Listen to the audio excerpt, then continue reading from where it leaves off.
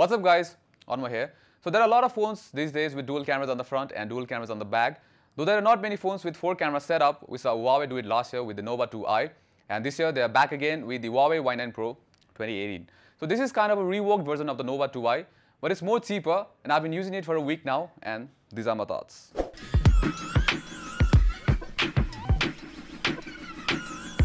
So on the outside, I do like this phone a lot, especially its blue color and the perfect matte finish.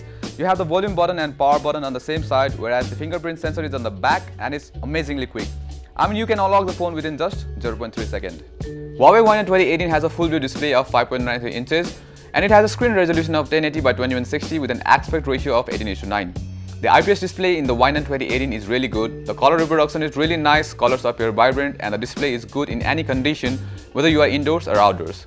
Having the AMOLED display would have been great, however, for a mid-range phone, this display is a big score. Moving on, it would have been better if you had the navigation buttons on the bottom bezel. The on-screen buttons do not really help to achieve that extra screen real estate. Well, these are just suggestions. Now I have to say that the best thing about this phone is its huge 4000 mAh battery. I mean, it's just great. I managed to use this phone for 2 days, and uses in these days included Spotify, phone calls, and social media. However, considering the uses of an average consumer, this phone would last more than a day easily. I just like how Huawei managed to put in a large battery in most of the smartphones, and it's really nice to have that extra juice, battery. So for the hardware, it is pretty good. We get 3 GB of RAM, 32 GB of storage, Android 8.0. The chipset is pretty good for a mid-range smartphone. It's Huawei's own high silicon Kirin 659 with an octa-core CPU. Now something unique about this phone is you can use 2 SIMs and an SD card at the same time with its triple slot. It's definitely a huge thing for those who need it, and it's a minor step up from the Nova 2i. The hardware seems very similar to that of the Nova 2i, and Nova 2i had some good performance regarding normal talks and gaming, and similar is the case with the Y9 2018. The games run smooth on medium settings. However, I faced some minor stutters while using some of the apps. Now this was occasional, and I think it's more of a software optimization issue rather than the hardware limitation.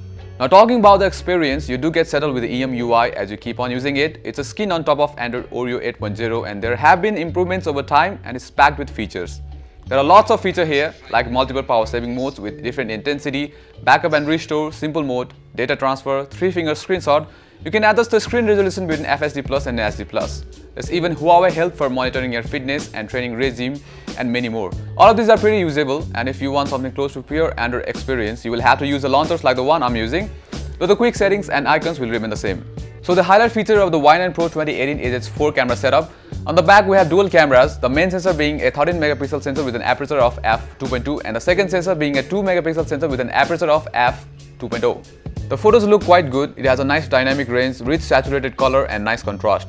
Well, these are the main characteristics of the Y9 Pro 2018, especially the saturated color, and also most of the times it has the habit of overexposing and sharpening the pictures. Moving on, you can even capture when the screen is off. You just double press the volume button and it captures the picture within 0.8 seconds. But then you don't know what the result will be. There's also a wide aperture mode. You can select the aperture level you want to shoot on, and the best thing is you can adjust the aperture even after capturing the photo. Then we have the portrait mode. With this you can get some nice portrait photos. The portrait mode on the Y9 2018 is pretty good. The processing is decent, but sometimes it may look unnatural. Especially the background blur on the edges look aggressive sometimes. Talking about other modes, you get light painting, time-lapse, panorama, AR lens, and others which you may or may not use. Personally, I don't need these features, but it's there if you want it. Onto the front cameras, the main sensor is a 16 megapixel and the second sensor is a 2 megapixel. You can get some nice portrait photos from the front camera. Sometimes the blur is just too aggressive. Though the colors appear really vibrant, on overall, the Y9 2018 captures some really good selfies. Talking about the videos, Y9 2018 can capture 1080p videos at 30 fps, but it lacks stabilization. So the build quality and the camera are a strong suit. However, there could be some improvements in the software department, but a thumbs up for the Y9 2018. It's a very good phone for 25,000 rupees, and I had a very good week using this phone. So that's that. Until next time, tata, bye bye. What's up guys, it's Anmol here. So there are a lot of phones with dual cameras on the front and dual cameras on the back. Though there are not many phones with 4 camera setup. We saw Huawei do it last year with the Huawei Nova 2i, and this year they are back again with the Huawei Y9 Pro 2018.